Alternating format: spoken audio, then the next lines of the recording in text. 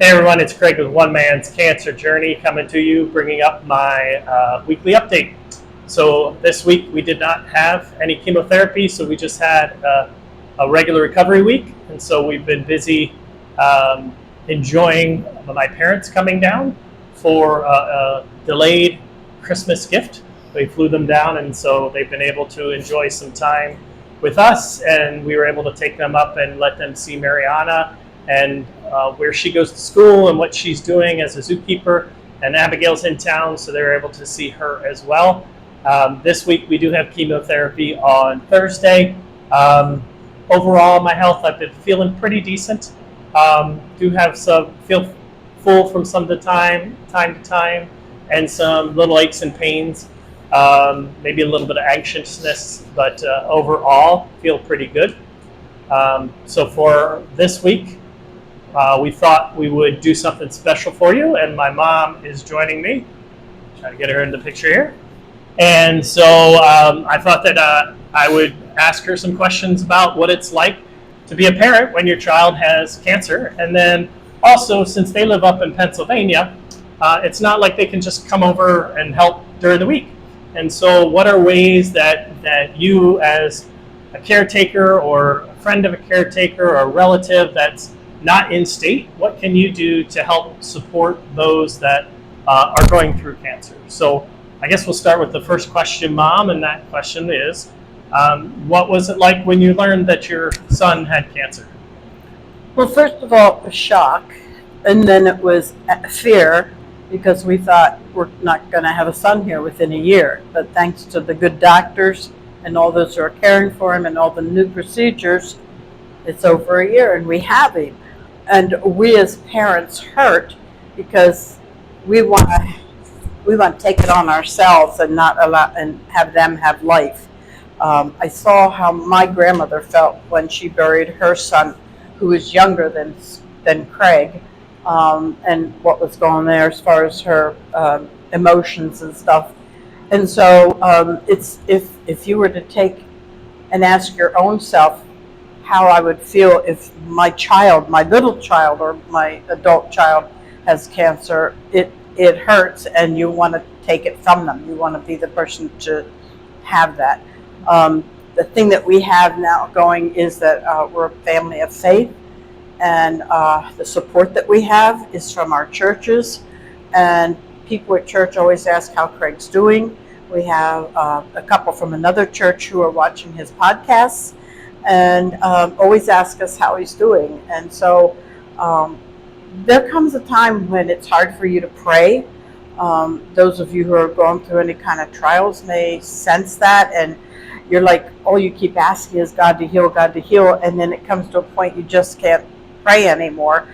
And it's amazing what the people of the church do for you, and they're praying for you and in your place. So if we can't pray because it hurts, or we're angry or upset, then we have to rely on others to do it for us. Thank you. And so I know one of the challenges you face is we live here in Orlando, Florida, and they live up in Pennsylvania, in Lidditz.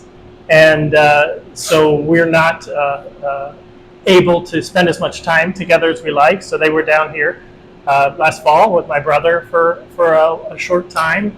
And we were thrilled to be able to kind of make this their Christmas gift, to come down and spend some time with us again this week. But, as you think about supporting someone from a distance, like what are some of those things that you've done or that you've thought of that, can really make you feel like you're contributing, but also make, the receiver like myself know that, someone's thinking about me, even if they're not here on a day-to-day basis? Well, first of all, we appreciate the fact that he's doing these, what I call podcasts, because we don't have to call him all the time and say, how you feeling? What are you doing? What's going on? It's information for us from a distance without having to contact him, although we talk every Sunday, but we don't have to call in the middle of the week and say, how's it going? Which I would think somebody would be tired of having lots of people ask that. So the podcast has been wonderful for us. And what we can do is, of course, I always solicit prayers for people, for Craig. and send care packages. But I'm about past the stage of making cookies anymore, so I have to buy them and send them to him. But yeah, he likes things from home, so we try to send care packages. I think the other nice thing that they had done is they sent me 2 bags, and in one bag was a bunch of quotes, positive, uplifting quotes. And then in the other bag, I would take one out each day and read it, and then drop it in the second bag. And then once I got through them, I was able to kind of do it again and put them into the other bag. So it's just a nice, nice way to get affirmations on a daily basis. And so it was just really thoughtful. Again, that idea was given to us by the chaplain where we live in our retirement community. And so we just went and found all these sayings and put them in little strips of paper, and that's how we sent it to him. And it was a great idea because he had it done to him, and it helped. The other thing that we really appreciate is that his wife, Megan, is a great caregiver for him. She's there for him day in and day out. And the fact that we don't live next door or in the same town and can come over and help out, we just really, really appreciate that he has a great wife who takes care of it. Well, thank you for sharing with us today. I appreciate it, Mom.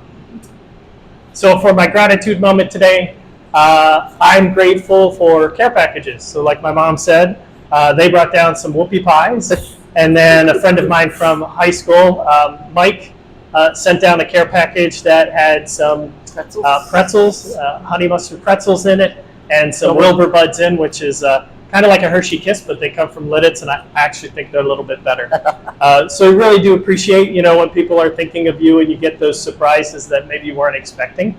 And I'm grateful for those that follow along and those that are able to and send a care package or a letter or a card or an email. All those things are great and really uplifting. And so that's my gratitude moment. I'm Craig with One Man's Cancer Journey, and I wish for you a blessed week.